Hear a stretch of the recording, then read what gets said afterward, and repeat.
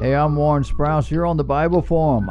We're here every Sunday night from 8 to 10 p.m. Eastern to talk to you, to hopefully enlighten you in some respect, to solve all the world's problems in 2 hours or less. I want to talk to you about immigration and godliness.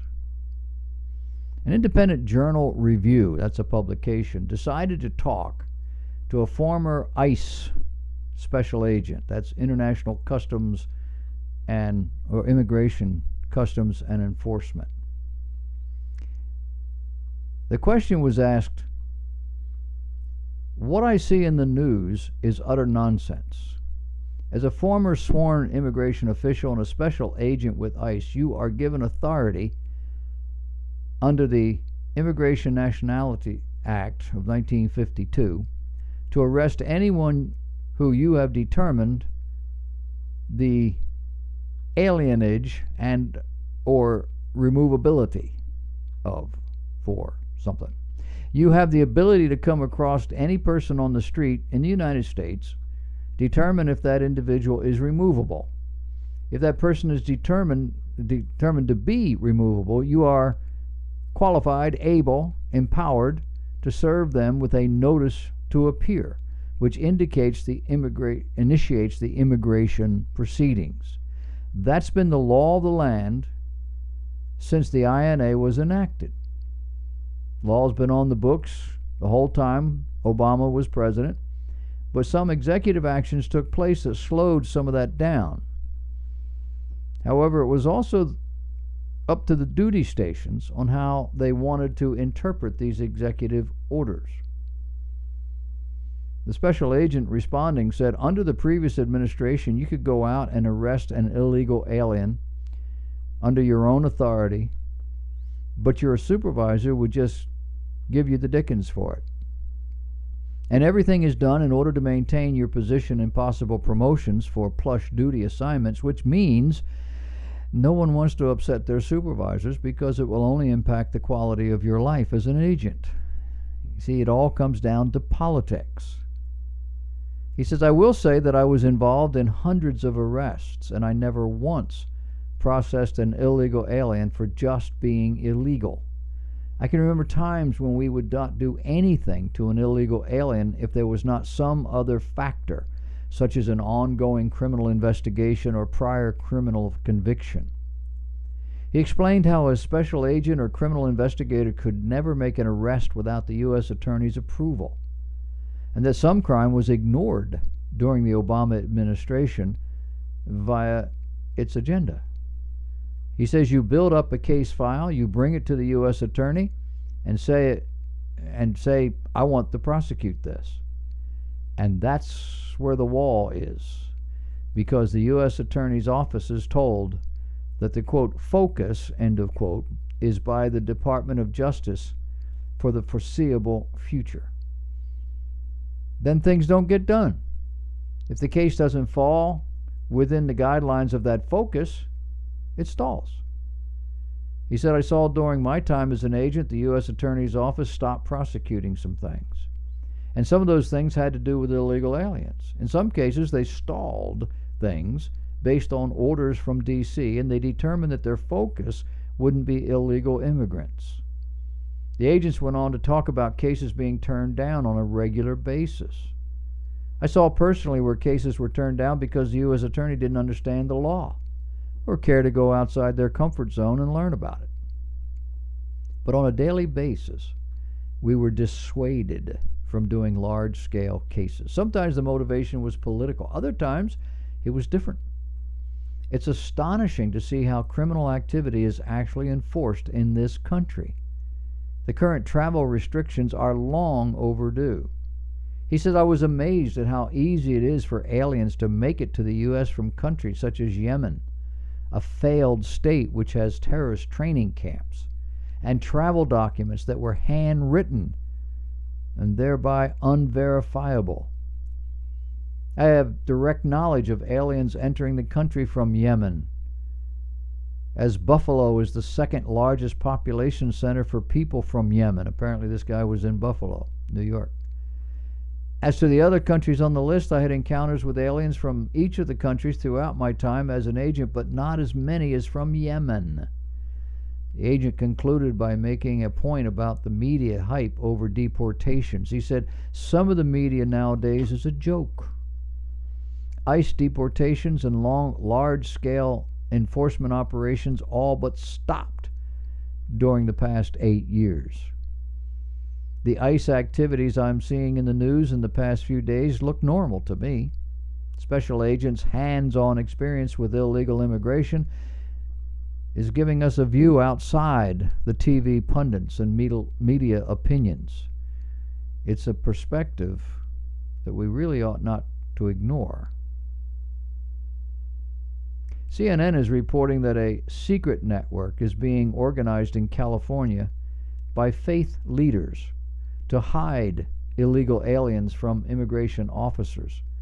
And it's being compared to the Underground Railroad that spirited away runaway slaves to freedom before the Civil War, and those Jews who were hidden from the Nazis during the Second World War. He said it's hard as a Jew not to think about both all the people who did open their doors in their homes and take risks to safeguard Jews in moments where they were really vulnerable, as well as those that didn't. He said, we'd like to be the people who did. Now, you realize the difference, right?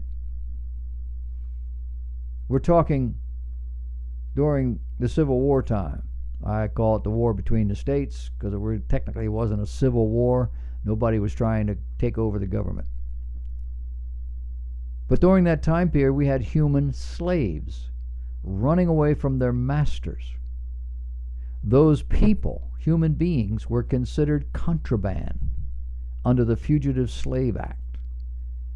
Anyone helping them escape or just not sending them back were considered criminals in their own right, breaking the law. That many did break that law is a tribute to their moral character and the unlawfulness, immorality of the law that supported human slavery. The second illustration are Jews escaping Hitler's death camps. This is in the same category. Enslaving human beings is barbarous. However, these so-called evangelicals are now seeking to find moral cover by invoking these situations as somehow similar to harboring illegal immigrants. Number one, our current government is not seeking to deport every illegal in this country. The president has stated on more than one occasion that they can stay. Illegals who commit crimes while in this country may very well find themselves deported. But he is making it clear that does not extend to their families. Secondly, illegals sneaking in or barging in can expect to be sent back. Period.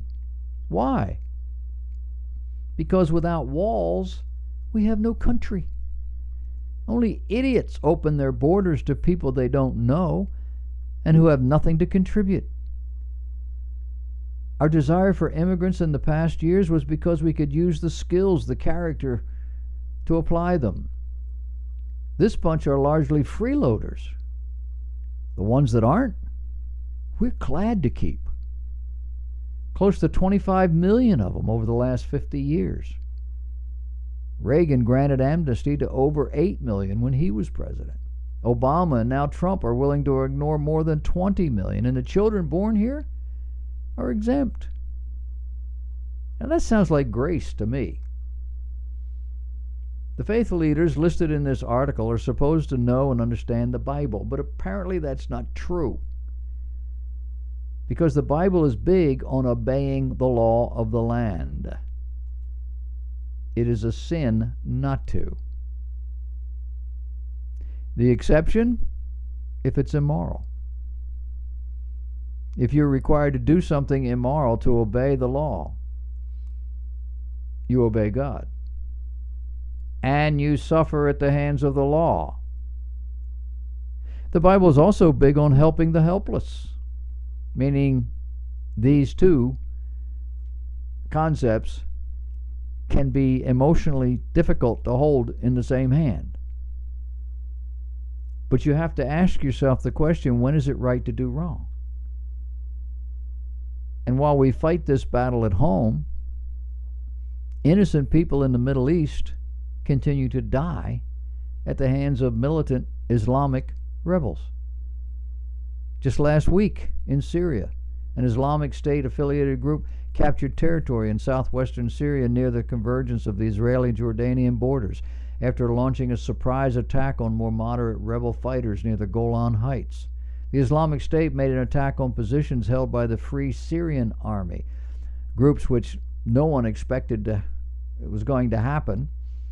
The fighters gained control of several villages.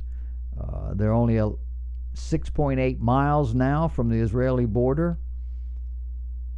The whole area is shut down where Israel, Jordan, and Syria come together. The rebels are being funded by Iran.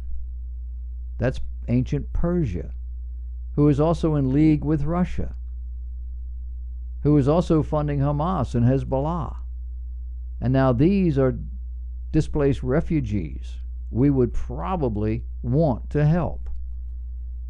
Not the ragtag bunch that sneak across our borders, druggies, criminals, and the like, but people who are worth keeping.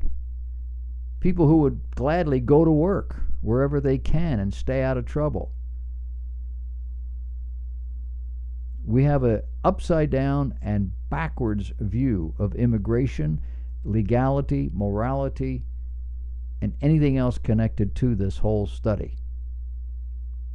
I am grateful as one person that we finally have a government who understands what is right and what is wrong. May their tribe increase.